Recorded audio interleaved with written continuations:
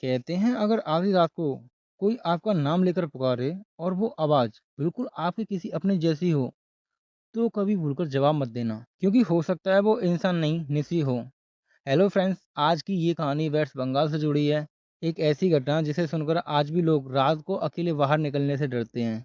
तो देरी किस बात की, लाइट बंद कर लो और हेडफोन लगा लो, क्योंकि आज की ये कहानी सिर्फ डराने के लिए नहीं है, बल्कि एक चेतावनी है। और ये चेतावनी उन लोगों के लिए जो एक आवाज़ पर किसी के बुलाने से चले जाते हैं।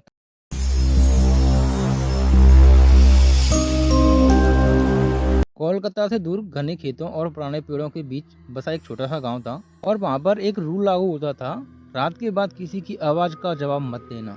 और इसी गांव में एक सुमित नाम का लड़का रहता था, बहुत ही शांत स्वभाव का और नॉर्मल जैसा इंसान। और लेकिन उसके अंदर एक आदत थी, बहुत ही जिज्ञासा, किसी चीज को जानने के लिए बेचैन होता था वो। एक रात करीब 2:30 बजे, रात के 2:30 पर उसे अचानक अपनी बहन की आवाज सुनाई दी। उसकी बहन ने बोला, भैया बाहर आओ। सुमित ने आंखें खोली, लेकिन उसकी बहन पास ही सो रही थी।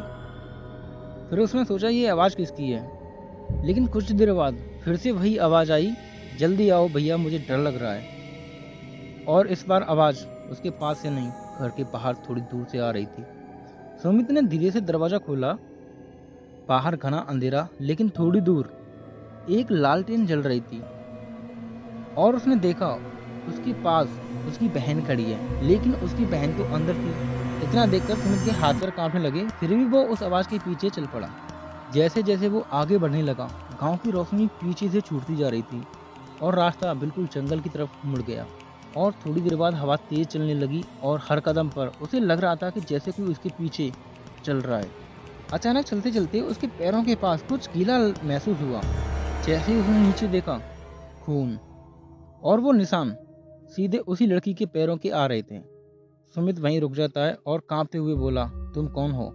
वो लड़की धीरे धीरे मुड़ती है। उसका चेहरा मानव जैसा नहीं था, उसकी आंखें गहरी काली और मुंह साधारण इंसान से थोड़ा बड़ा था, और मुस्कान इतनी रस्मी थी उसकी।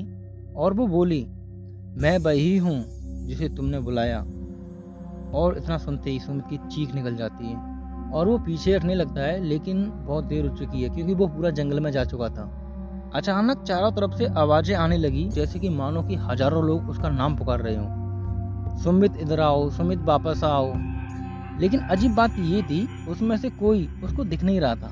इतना सब महसूस करने के बाद सुमित के पैरों के नीचे से जमीन खिसक जाती है। उसको इतना डर लगता है जैसे वो किसी दलदल में फंस रहा हो, और वो चीखता रहा, लेकिन कोई मदद नहीं आई। और धीरे धीरे वो अंधेरे में समा गया। जब अगली सुबह गांव वालों को खेत के पास सिर्फ सुमित की चप्पल मिली, लेकिन उसका कोई पता नहीं चला। और उसी रात से गांव में एक और आवाज जुड़ गई थी। अब जब भी कोई रात के बाहर निकलता था, उसे एक नई आवाज सुनाई देती थी, सुमित बाहर आओ, सुमित बाहर आओ। तो फ्रेंड्स, ये थी वेस्ट बंगाल की एक और डरावनी कहानी। कहते हैं निसी कभी अकेली नहीं होती, वो हर उस इंसान को अपनी तरह बना देती है जो उसकी आवाज पर भरोसा करता है। तो फ्रेंड्स, अगर आपको ये कहानी पसंद आई तो लाइक करें, और चैनल पर नए हो तो चैनल को सब्सक्राइब कर लो।